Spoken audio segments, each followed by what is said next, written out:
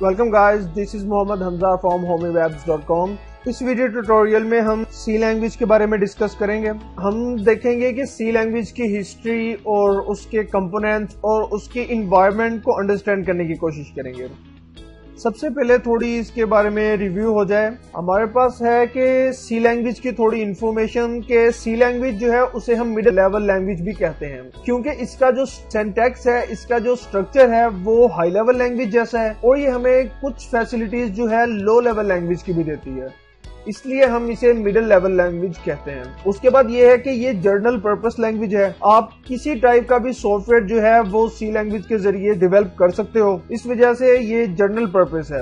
آپ کوئی بھی اپلیکیشن جو ہے، کوئی بھی سافٹ ویئر ہے، سی لینگویج پہ آپ ڈیولپ کر سکتے ہو۔ اس کے بعد ہے ہمارے پاس اس کی ہسٹری۔ AT&T بیل لیب میں 1972 میں ڈینس ریچی اور اس کے ایک کولیگ نے ڈیولپ کیا۔ سب سے پہلے جو ہے اس کو پریزنٹ کیا گیا تھا as a part of Unix operating system, اور اس کے سی لینگویج میں جو ہے ریولوشن جب آیا تو کمپیوٹر ایکسپرٹ نے ڈیولپمنٹ پر کام کیا، آہستہ آہستہ یہ کافی مقاصد کے لیے استعمال ہونے لگ گئی۔ اس کے بعد ہے ہمارے پاس کی ورڈ۔ کی ورڈ وہ ریزرو ورڈ ہوتے ہیں کسی بھی لینگویج میں جن کو آلریڈی اس لینگویج میں ڈیفائن کر دیا گیا ہوتا ہے، کہ اگر ہمارے پاس ایک سمپلی ہم یہاں پہ ایگزامپل لیتے ہیں کہ ہمارے پاس اگر یہاں پہ پرنٹ ایف ہے، یہ کی ورڈ ہے جس کو ہم سی لینگویج میں کچھ بھی پرنٹ کروانے کے لیے لکھتے ہیں۔ اگر ہم یہ کسی اور پرپس کے لیے استعمال کریں گے تو ایرر کریٹ ہو جائے گا، کیونکہ اس کا اسپیشل میننگ آلریڈی ڈیفائنڈ ہے سی لینگویج میں، اس لیے ایرر کریٹ کرے گا۔ اسے ہم صرف اسپیسیفک فنکشن کے لیے ہی استعمال کر سکتے ہیں۔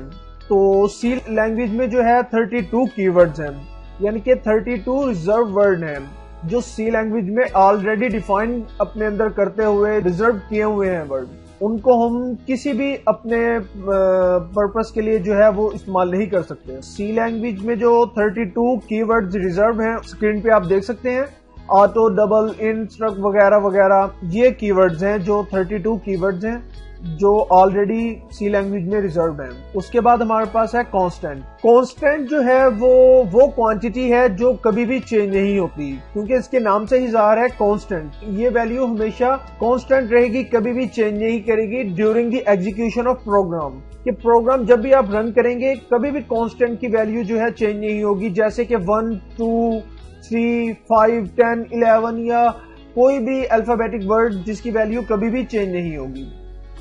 اس کے بعد ہے ہمارے پاس ویریبل۔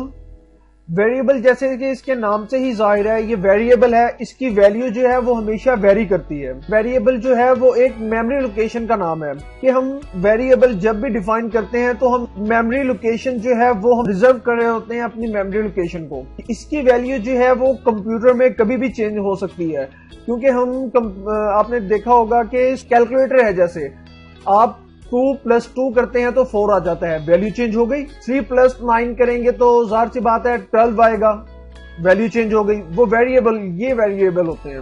ویریبل کو نیم پرووائڈ کیا جاتا ہے، ان کو نیم اسائن کیا جاتا ہے۔ ویریبل نیم جو ہے ان کو اسائن کرنے کے لیے کچھ رولز ہوتے ہیں۔ ہم ویریبل نیم میں جسٹ ڈیجٹ، انڈرسکور یا کوئی الفابیٹک لکھ سکتے ہیں۔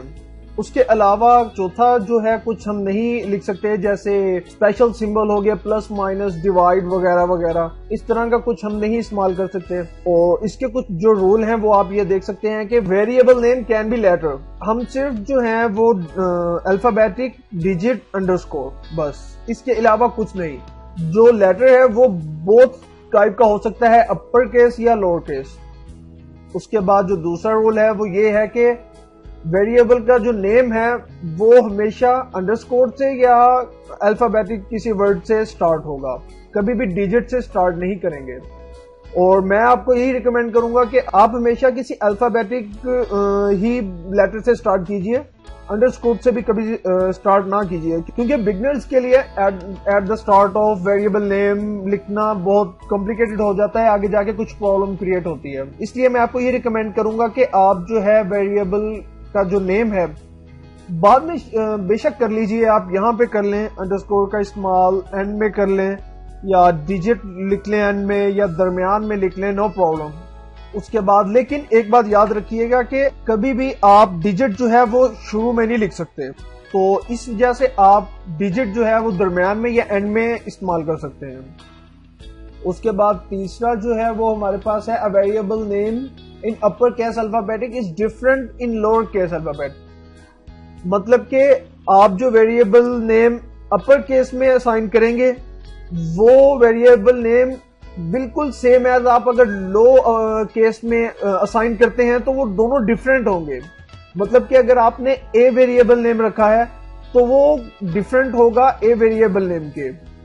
آپ یہ ویریبل نیم دیکھ سکتے ہیں کہ اے جو ہے اپر کیس میں اور جو لوور کیس میں یہ دونوں ڈیفرنٹ ہیں ایز اے ویریبل نیم۔ اور ویریبل نیم کو سی پروگرامنگ میں یوز کرنے سے پہلے اسے ڈکلیئر کرنا لازمی ہے، ایسا نہیں ہے کہ آپ پہلے اسے استعمال کر لیں اس کے بعد اس کو نیچے ڈکلیئر کریں، یہ ہم آگے پروگرام کے اندر بریفلی ڈسکس کریں گے۔ اس کے بعد ہے ہمارے پاس پروگرام کا سٹرکچر۔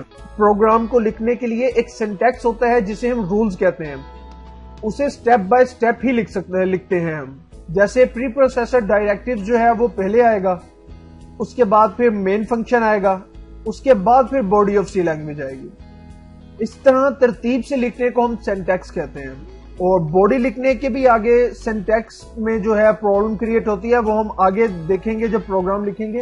ایک چھوٹا سا پروگرام ہے، یہ پری پروسیسر ڈائریکٹیوز ہیں اور یہ جو ہے یہ مین فنکشن ہے، اس کے بعد یہ پروگرام باڈی ہے، یہ پروگرام باڈی ہے۔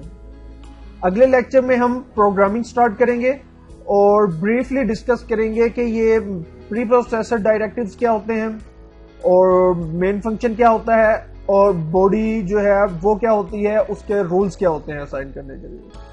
So keep visiting on homewebs.com۔